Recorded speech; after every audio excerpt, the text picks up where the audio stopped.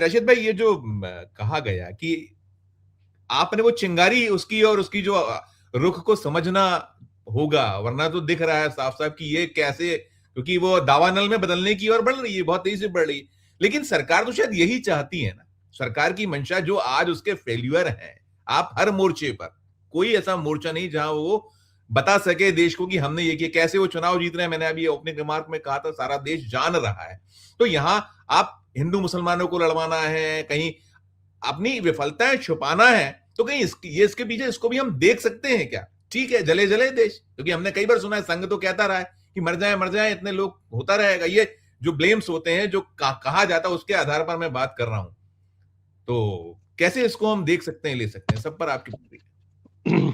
संजीव भाई, ये बात तो मुझे नहीं लग रही कि सरकार का कोई, जैसे मैं समझाऊं आपका सवाल, कि सरकार की कोई इंटेंशन हो सकती है इसको कुछ आगे बढ़ाने में, क्योंकि ये किसी सरकार के, आम आदमी पार्टी के या किसी ग्रुप के बस की नहीं है कि अचानक ही 1.5-2 करोड़ लोग इकट्ठे कर लिए जाएं।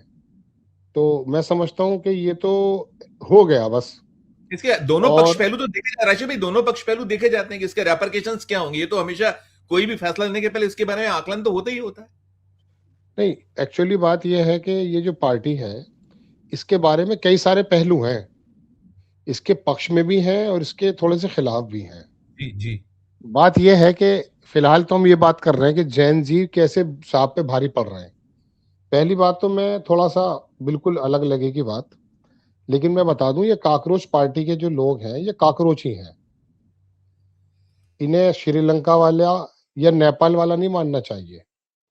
मैं ऐसे फेसबुक पे स्क्रॉल कर रहा था बहुत टाइम पहले, तो रवीश कुमार का पेज आया, उसमें 7,500 थे फॉलोवर्स।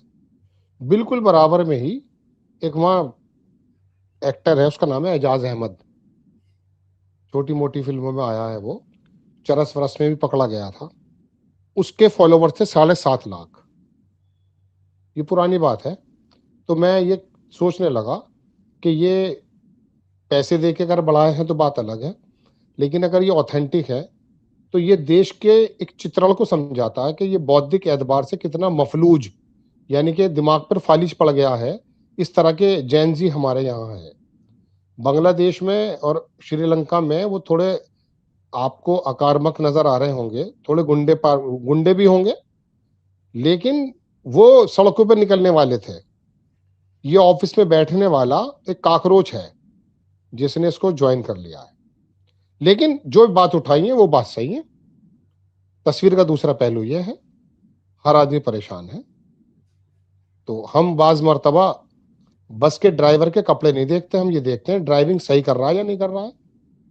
इसका नाम ओम प्रकाश है या इस्लामुद्दीन है, इस बात से हम पे कोई फर्क नहीं पड़ता।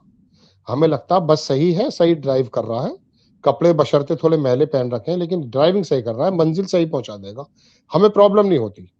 तो कॉकरोच पार्टी के पक्ष की बात यह है कि अगर वो कॉकरोचों को इकट्ठा करके उन्होंने ये बात निकलवा दी है कि नीट पे मरने वाले कुछ बच्चे हैं, और 22 लाख बच्चों का जो मेहनत उन्होंने की थी, जो खर्च किया था, जो रातों को जागे थे, और ये मुतवातिर बार बार होता है, 22 में भी होता है, 24 में भी होता है, और आपके बंदे निकलते हैं, जेल नहीं जाते हैं। तो अगर वो कॉकरोच पार्टी की वजह से ही हो गया है, क्योंकि ऐसे ही कॉकरोच इकट्ठे हुए थे दिल्ली में, उसे सबको मालूम है। मुझसे दोनों बहुत सीनियर और बहुत काबिल लोग यहाँ बैठे हैं, आप सहित, उन्होंने मालूम था कि वो मंच जो सजाया था वो आरएसएस से सजाया था। और वो बंबई का बूढ़ा आया था इकट्ठा होकर यहाँ पे, उसके बंबई में तो आदमी जुड़े नहीं थे। यहाँ बेरोजगार और खाली रहते हैं, हिंदी पट्टी के लोग ज्यादा हैं, नौकरी वोकरी ज्यादा है नहीं, डाटा और आटा के बारे में ज्यादा समझते नहीं, इकट्ठे हो गए थे, मैं हूं अन्ना कर रहे थे। तो ये इस तरह का एक आंदोलन है। लेकिन सवाल ठीक है, जैसे 12 बरस पहले उसने करा था अन्ना हजारे ने, ऐसे इसने किया है। तो ये सवालात तो ठीक है। अब ये सवाल कर रहे हैं कि भाई इसका इस्तीफा दो, लेकिन अब इसमें तीसरा पहलू और है। देखो, दो पहलू मैंने आपके सामने रख दिए। तीसरा पहलू यह है कि जब धुरंधर फिल्म आती है तो ये सोचते हैं कि केरल फाइल और कश्मीर फाइल और धुरंधर जैसा ड्रामा, ये देश पे ऐसे ही पागलपन आ जाए। जब इनके पक्ष में 20% या 14% लोगों को विलन बना करके इनडायरेक्ट वे में पाकिस्तान पर वो मारे जाते हैं तंज, और धुरंधर दिखाई जाती है फ्री में, तो ये सोचते हैं कि हमारे पक्ष में पूरा देश ऐसे आ जाए, तब तो इन्हें प्रॉब्लम होती नहीं है। अब जब काकरोच कहीं बैठा हुआ, उसने काकरोचों को इकट्ठा कर लिया है और वो ऑनलाइन इकट्ठे हो गए, सड़क पे नहीं आएंगे ये लोग। और इनके अगर इन पर ठप्पा कर, मैं पहले वाली बात पूरी कर दूं, तो वो लोग जो है इन्हें इकट्ठा करने के बाद, तो इन्हें धुरंधर में तो अपना हीरो दिखाई दे गया, इसे काकरोच से प्रॉब्लम हो गई सरकार को, इसीलिए घबरा भी गई है। जैसे इंदिरा गांधी जी के समय में हुआ था, जब सरकार गिरी थी कि जिसमें अमेरिका का हाथ है, ये हाथ है, ये लोग करते हैं शुरू से इस काम को। तो इन्होंने ये काम जो कर दिखाया है, ये डर गए कि कहीं ऐसा, चूंकि देखो चोर की दाढ़ी में तिनका होता है, कोई ये सफेद कपड़ों से पहचानते थे ना, इन्हें सफेद कपड़ों से डर लगता है।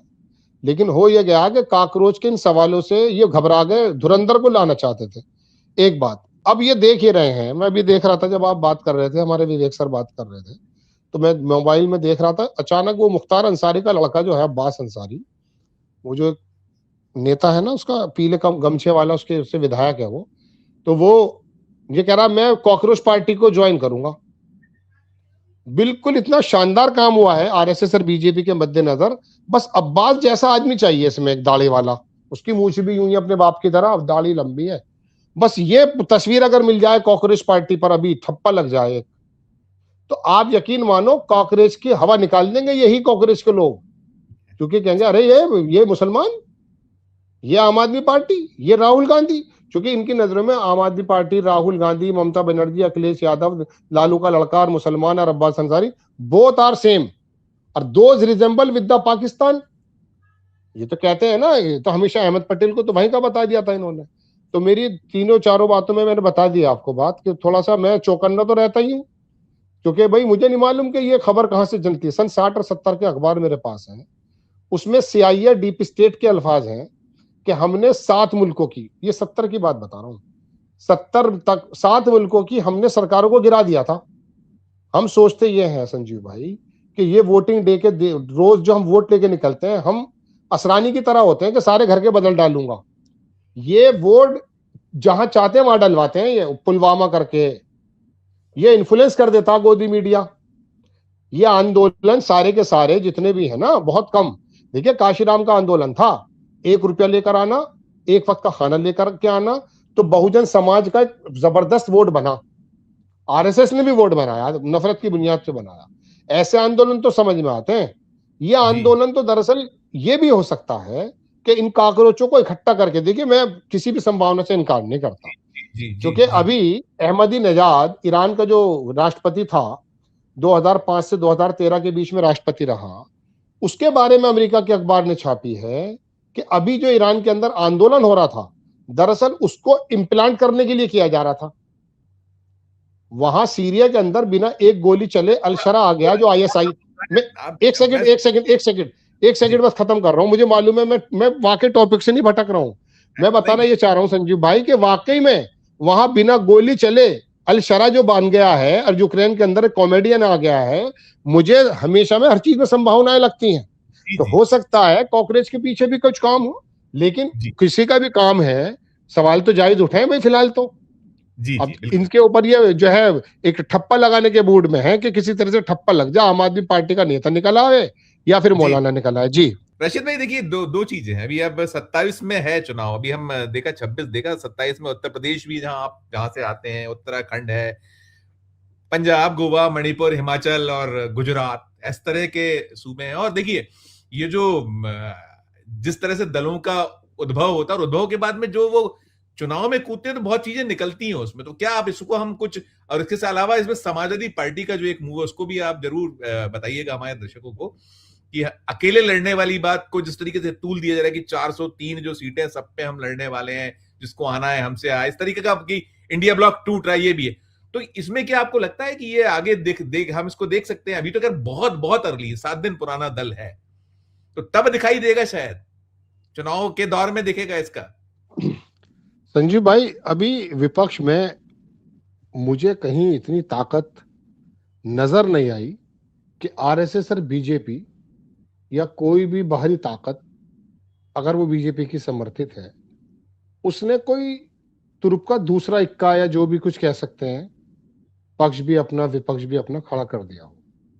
और विवेक सर ने कहा कि ये लोग अपने आप इतनी कोई पार्टी नहीं बना सकती। मैंने अपने शुरुआती वक्तव्य में भी यही कहा कि कोई संगठन या कोई आदमी पार्टी नहीं करती इतना, ये तो होता चला गया। ये बात सच है, ये तो मैं खुद भी कह रहा हूँ। विवेक सर ने बिल्कुल सही बात कही, वो बात मैंने पहले ही वक्तव्य में कही। बात यह कि हमसे या आपसे या हमारे सर बैठे हैं अजय भाई और विवेक सर, लोग ये सोचते हैं कि इनको इसलिए सुन लिया जाए कि जो बात हम देख रहे हैं थोड़ा सा ये मजीद ज्यादा देख लेते हैं। तो पढ़ने लिखने का काम है हमारा, तो इसलिए सुनते हैं। तो अगर हम भी उसी ढर्रे पे बात करने लगेंगे जो कि एक चल रहा है, तो इनमें और हम में कोई फर्क नहीं रह जाता। लेकिन इसका मतलब मैंने ये भी कहा कि कॉकरोच का मतलब ये नहीं है कि आप इन्हें, मैंने कहा ना ड्राइवर बस का जो होता है वो अगर अच्छी ड्राइविंग कर रहा है, भाई सवाल 5 चीजें हैं इन्होंने जो उठाई हैं उसमें कोई गलत चीज नहीं उठाई। बेरोजगारी तो है ना इस वक्त बहुत जबरदस्त तरीके की, हर आदमी से पूछ लीजिए, गुजरात में पूछ लीजिए। लेकिन वो गुजरात के जो लोग जो महीने 4 महीने या 1 साल सड़कों पे बैठे रहे थे, उसके बाद कितनी तगड़ी जीत दी थी सूरत में बीजेपी को उन्होंने। कहने का मतलब ये है कि कल मैंने या परसों एक प्रोग्राम बनाया था, उसमें सुरजीत भल्ला ने जो मोदी का पक्ष का आदमी है, आईएमएफ का कोई डायरेक्टर भी है एग्जीक्यूटिव, उसने इंडियन एक्सप्रेस में क्या लिखा है, उसने कहा भाई इलेक्शन लड़ना एक अलग बात है, लेकिन ये जो इकोनॉमी लूज कर रही है ये एक यस अलग यस। चीज है। तो मैं ये कहना चाह रहा था कि हम पक्ष विपक्ष की अभी बात ना करें, थोड़ी सी 1-1.5 मिनट ये बात कर लें कि इसमें तो कोई दो राय है नहीं कि ये जो कॉकरोच हैं, ये चाहे कोई भी है, अगर ये फेसबुक या ट्विटर की मेहरबानी से नहीं बने हैं, तो मैं आपको बता दूं वो जो समस्या इन्होंने बताई है वो समस्या सबके दिलों में तो है ना। एब्सोल्यूट। ये तो बीजेपी के खिलाफ ही जा रही है ना बात, कि भाई ये समस्या है। अब जैन जी कह दो या अल्फा जैन जी कह दो, कई तरह की जैन जी हो चुकी हैं, वो तो खैर अब दूसरा चल रहा है टर्म। तो मैं आपसे कह ही रहा हूं, लेकिन इसके बारे में थोड़ा सा ये समझने की जरूरत है कि ये सड़क पर भी उतर के कुछ काम कर पाएंगे या नहीं। जो ये धर्मेंद्र प्रधान के इस्तीफे की बात कर रहे हो, प्रधानमंत्री खुद इस्तीफा दे देंगे, इसका नहीं लेंगे इसके चक्कर में। क्योंकि अगर एक बार इस्तीफा और धर्मेंद्र प्रधान पे एग्री भी कर गया कोई भारतीय जनता पार्टी का कार्यकर्ता, इनका ताश के पत्तों की तरह महल भरभरा के गिर जाएगा। तो इसके बारे में भी शक ना करें, लेकिन बात तो सही आई है, एक हवा का झोंका तो आया है ना कॉकरोचों के माध्यम से। हाँ, इसमें कोई दो राय नहीं कि भी अजय सर ने उसके बारे में बताई। मैं तो ये कह रहा हूं कि वो डीप स्टेट बताती है कि इमरान खान जेल में कैसे जाएगा, उन्हें पहले पता होता है साइफर। कहने का मतलब यह है कि हमें कम से कम आंखें खुली रखनी चाहिए कि मेरे देश में जो गतिविधियां हो रही हैं वो कौन लोग कर रहे हैं, इनके पीछे कौन है। बात बिल्कुल साफ बात है, दुनिया जानती है कि यहाँ जो आजादी का आंदोलन जिससे हम आजाद बैठे हैं, उसे क्या जर्मनी थोड़ा बहुत सपोर्ट करता था या नहीं करता था, बिल्कुल क्लियर बात है। तो आपको मैं अर्जी कर दूं कि ये बहुत ज्यादा उत्साहित होने की जरूरत नहीं है। एक जैसे रील का जमाना लगाया था ना, इन्होंने रील में ही लगाया था मोदी जी ने, डाटा फ्री कर दिया था 2015 में। मैं अजरबैजान में था, मैंने वहां जो अपना रिफिल कराया, घर का वाईफाई तो सस्ता था लेकिन मोबाइल बड़ा महंगा। मैं बोला यार हमारे यहाँ बड़ा सस्ता है। बोले सस्ता है इसीलिए तो तुम्हें दिमाग से खाली कर दिया गया है। अगर ये डाटा महंगा होता तो ये 24 घंटे जो लगा हुआ है ना मोबाइल पे सारी प्रॉब्लम को ढूंढ कर, रील पे जो मोदी जी ने कहा, रील का दूसरा रूप है काकरोच। मैं आपको बताऊं, मैं उत्तर प्रदेश में रहता हूं, मुरादाबाद में विवेक भाई, एक आदमी ने कह दिया ओम फो चल गया। मतलब मैं आपको रील के बहुत सारी चीजें बता सकता हूं। व्हाट्सएप यूनिवर्सिटी कहलाती है ना यार राशिद भाई, यार है ना। देखिए व्हाट्सएप यूनिवर्सिटी को तो हम इस तरह से देखते हैं कि बाद मर्तबा कहीं से वो एक मैसेजेस किसी पार्टी के पक्ष में आते हैं, लेकिन रील तो एक ऐसा बिगड़ा हुआ सांड है जिसका पता ही नहीं चलता क्या चीज हिट हो जाए। अब चूंकि खाली है, गमगीन है, परेशान है, हंसाने की कोई बात कर देता है। तो मेरे से एक साहब बोले यार तुम कॉमेडी बहुत अच्छी करते हो, कभी कभी न्यूज में अपनी कॉमेडी भी दिखाया करो। मैंने कहा यार फिर ना मैं कॉमेडियन रह पाऊंगा ना फिर मैं न्यूज एंकर रह पाऊंगा, मुझे एक ही चीज रहने दो। लोग परेशान है बेचारे। तो ठीक ये है। जैन जी या ये सब चीज लोग जो है ना, ये मेरी बातों को शायद मेरी बिखर गई ये बातें, मैं समेट देता हूँ एक लाइन में कि बहुत ज्यादा उम्मीदें लगाने की जरूरत नहीं है। बस एक ये आया है उबाल सा, अभी चला जाएगा, कुछ और हो जाएगा उसके बाद।